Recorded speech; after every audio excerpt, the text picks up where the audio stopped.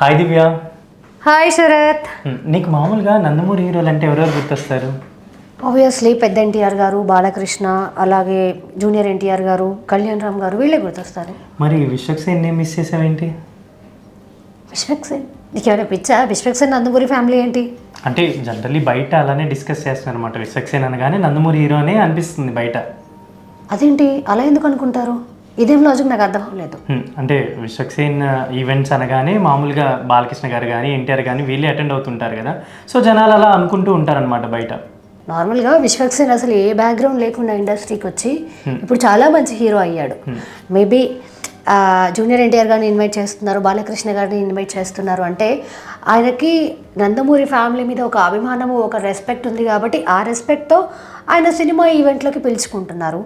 దానికి అంత మాత్రాన విశ్వక్సేన్ గారు నందమూరి ఫ్యామిలీ అయిపోతారా?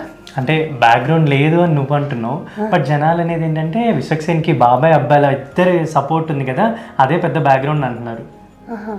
అంటే ఒక విధంగా ఇప్పుడు నువ్వు చెప్పే విధంగా మాట్లాడుకుంటే నిన్న బాలకృష్ణ గారు కూడా అదే మాట అన్నారు ఈవెంట్లో మాట్లాడుతూ స్పీచ్లో.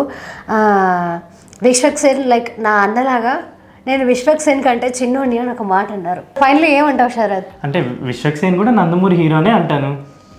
సో ఇంకేమంటాం, మనం కూడా అలా అనుకోక తప్పదు ఏంటి అంటే నార్మల్గా ఇండస్ట్రీలో నడుస్తున్న టాక్ కాబట్టి మనం కూడా అలాగే అనుకుందాం. సో అదనమాట సంగతి.